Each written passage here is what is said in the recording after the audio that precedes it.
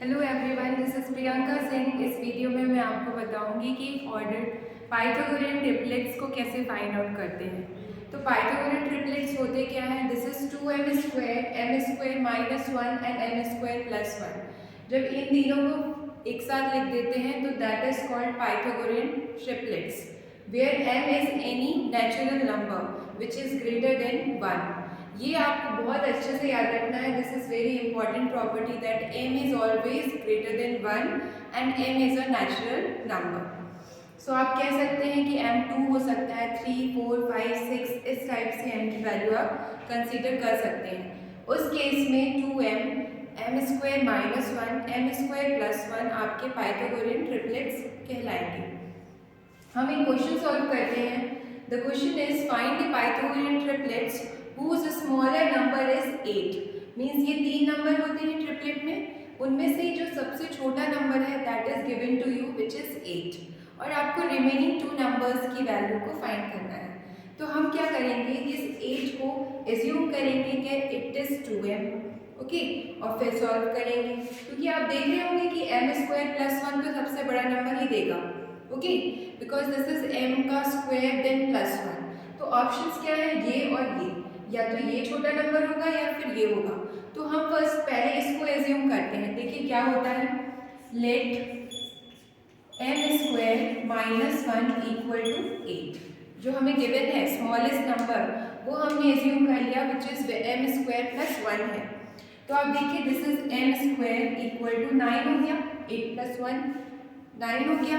अब 9 को क्या लिख सकते हैं, m = 3 because this is m² = 9 then m = 3, okay। तो यहाँ से हमें m की वैल्यू 3 मिल गई।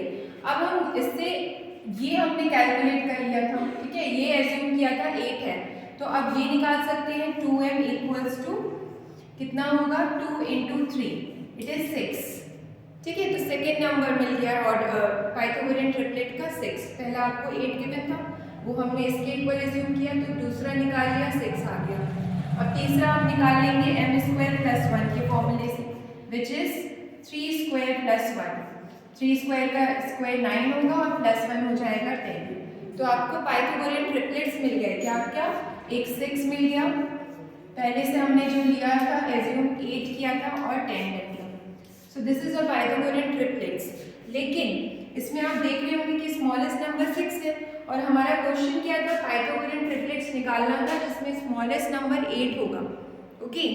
तो आपका यहाँ पे ये आंसर रॉन्ग हो गया क्योंकि यहाँ पे हमें इससे छोटा भी नहीं मिल गया एक पाइथागोरियन ट्रिपलेट। इसका मतलब कि हमें ये नहीं एज्यूम करना था, दिस इज नॉट, बिकॉज अगर आप ये ले रहे हैं तो आपको इससे भी छोटा एक नंबर मिल रहा है 6।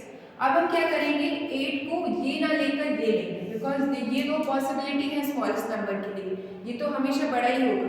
तो हम ले लेते हैं अब let 2m = which is given that is 8।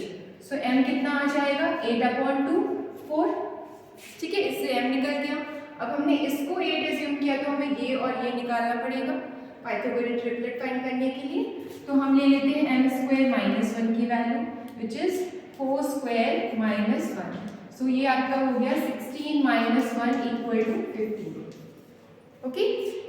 अब निकाल लेंगे थर्ड वाला दैट इज m² +1।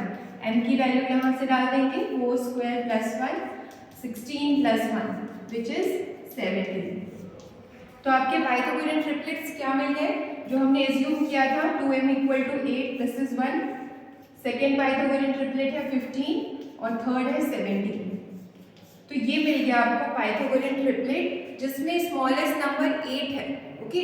तो ये आपका आंसर है इस क्वेश्चन का। ये आंसर नहीं हो पा रहा है because here 6 is the smallest number, but question हमें जो पूछा गया है पाइथागोरियन ट्रिपलेट निकालना है जिसमें स्मॉलेस्ट नंबर 8 हो, okay. So answer is this. So this is a Pythagorean